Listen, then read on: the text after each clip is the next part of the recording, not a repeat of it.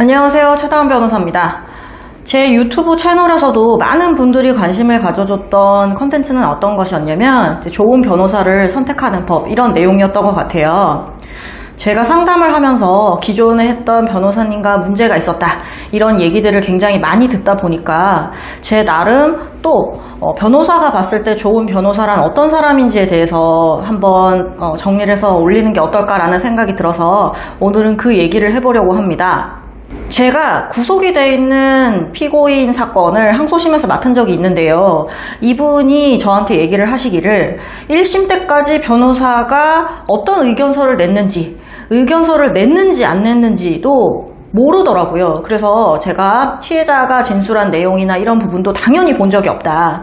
수사 기록부터 시작해서 법원에 제출된 서면 중에 어느 것 하나 본인이 확인하거나 제출이 됐다라고 얘기를 들은 바가 없다라고 저한테 얘기를 하더라고요. 도저히 납득이 안 돼서 제가 항소심에서 선임을 한 다음에 수사 기록을 다 한부 복사해서 구치소에 넣어줬고, 그 다음에 이 변호사가 수사 단계에서만 의견서를 한 번 내고 공판 단계까지 하나도 의견서를 제출하지 않았던 부분에 대해서 설명을 해줬습니다.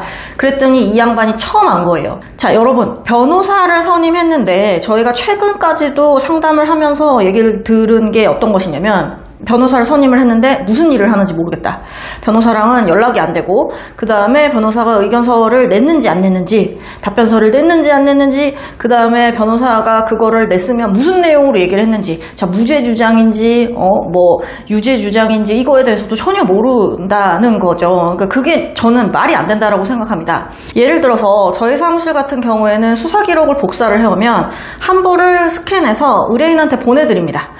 제대로 수사 기록을 봐야 될 거 아니야. 수사 기록을 보고 피해자가 뭐라고 얘기를 했는지 확인을 하고, 그 다음에 본인이 기억하는 것과 다른 증거들이 있으면 그거에 대해서 뭐라고 해명을 해야 될지 여러 가지를 생각을 해야 되는 거예요. 본인이 진술했던 거랑 상대방이 진술했던 게 다른데 상대방이 잘못 기억을 하고 있거나 잘못 진술하는 부분이 있는지, 주변에 참고인들이 뭐라고 진술했는지를 당연히 다 확인을 해야, 내가 그 사건을 제일 잘 아는데 내가 그거를 확인도 안 한 채 변호사가 알아서 의견서를 낸다? 그거는 저는 말도 안 된다라고 생각을 하거든요. 그렇기 때문에 의뢰인이랑 같이 수사 기록을 봅니다.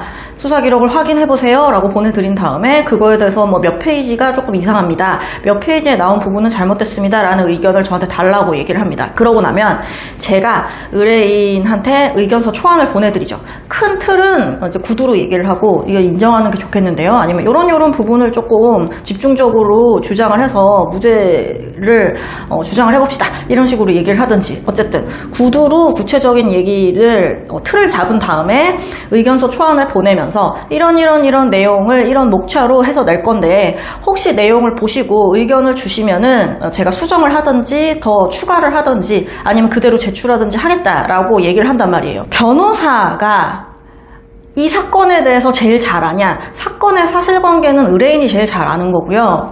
법리적인 얘기는 변호사가 당연히 의뢰인보다 100만 배 더 잘 알겠죠. 그런데 일부 변호사들이 의뢰인한테 의견서를 내는지 안 내는지, 언제 내는지, 냈는지 안 냈는지, 그리고 어떤 내용으로 냈는지에 대해서 차후에라도 알려주면 그 변호사는 나름 좋은 변호사 축에 드는 것 같아요. 우리 이번에 이렇게 의견서 냈어요, 일방적으로라도 보내주면. 그런데 많은 변호사들이 왜 그러는지는 모르겠지만 의견서를 제출하고도 의견서 제출했다는 말도 안 하고 어떤 내용으로 제출했는지 설명도 안 해주는 경우가 너무 많은 것 같아요. 아직까지도 저는 그게 이해는 안 돼요.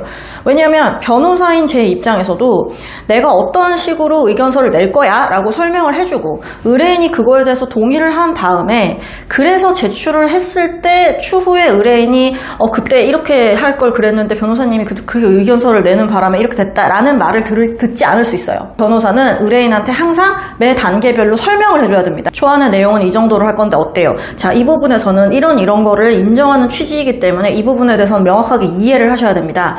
자, 이거 인정하실 거죠? 다시 한번 확인을 하고, 그 다음에 이런 부분은 인정을 못한다고 하셨지만 증거가 이런 게 있기 때문에 이거는 도저히 반박을 할 수가 없으니까 인정하는 게 좋겠습니다 라든지, 그런 걸 변호사랑 얘기를 하려고 변호사를 선임을 한 걸 거 아니에요. 그런데 아직까지도 많은 변호사들이 의뢰인 의견은 묻지도 않고 확인은 구하지도 않고 의견서를 그냥 제출해버리더라. 이렇게 돼버리면 의뢰인은 법정에 가서 뭐라고 얘기를 해야 되는지도 잘 몰라요. 대부분 이렇게 사건을 진행을 했었다라고 저희 사무실에 와서 상담을 하시거나 불만이었다고 얘기를 하시는 분들이 하는 얘기가 뭐냐면, 변호사는 상담할 때 한 번 얼굴 한 10분 정도 보고 그 다음에 재판 들어가기 전에 10분 전에 만나서 그냥 후다닥 들어갔다. 뭐 고소장 혹시 열람해 놓은 게 있나요? 라고 하면은 뭐 별 내용 없으니까 그냥 들어가십시다, 이렇게 얘기를 한다거나, 아니면 의견서를 냈다고 하는데 제가 한번 볼 수 없나요? 라고 하면은 그거 뭐 보면 뭐하냐고, 그냥 기억나는 대로 그냥 말씀하시면 된다고, 이렇게 얘기를 한다거나, 굉장히 성의가 없는 거고 의뢰인을 무시하는 거라고 저는 생각을 합니다. 자, 솔직히 제 입장에서도 의견서를 법리적으로 막 썼어요. 판례 내용을 적어가지고 의뢰인한테 보내줘요. 그러면 의뢰인이 그거에 대해서 저한테 뭐라고 지적을 할 내용은 사실 많지 않겠죠. 뭐 예를 들어서 뭐 오탈자가 하나 보였습니다 라던가, 이런 거 아니면 지적할 게 뭐가 있겠습니까? 큰 틀이 아니면 지적할 게 없어요. 그렇지만 그거는 의뢰인을 존중하는 태도인 거고 의뢰인의 의사를 계속 확인해야 되는 거죠. 예를 들어서 의사가 수술을 하더라도 환자의 동의를 구한단 말이에요. 환자 입장에서는 설명을 들을 권리가 있기 때문에 그렇게 하는 것일 거 아니에요. 그쵸?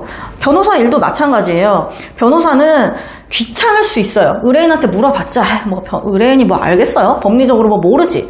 그러니까 나한테 맡긴 거잖아. 그럼 나한테 일임을 했으니까 내가 이거 알아서 그냥 해줄게 라는 식으로 해버리면 안 된다고. 설령 정말로 그렇다고 하더라도 그런 자세를 취하면 안 된다. 의뢰인한테 당연한 것도 한번 확인해서 물어보고 의사를 재차 확인을 해야 됩니다.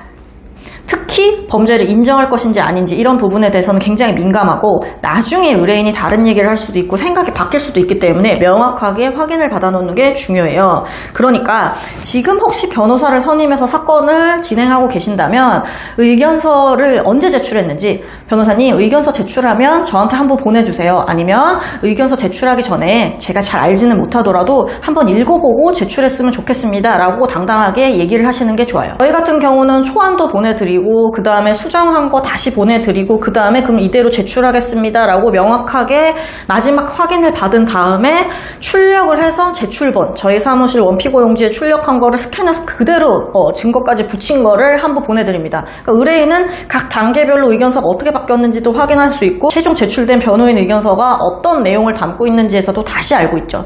그렇기 때문에 조사에 들어가거나 아니면 재판에 들어가기 전에 우리가 제출한 마지막 의견서의 내용을 다시 한번 보고 들어갈 수 있게 하고 있습니다. 그렇게 되면 변호사 사무실에서는 번거로울 수밖에 없어요. 그냥 우리 변호사님이 쓴 거 그냥 뚝딱뚝딱 출력해가지고 그냥 갖다 내버리면 편하지. 근데 그건 의뢰인에 대한 얘기가 아니다. 제가 하다 보면 답답할 때가 많아요.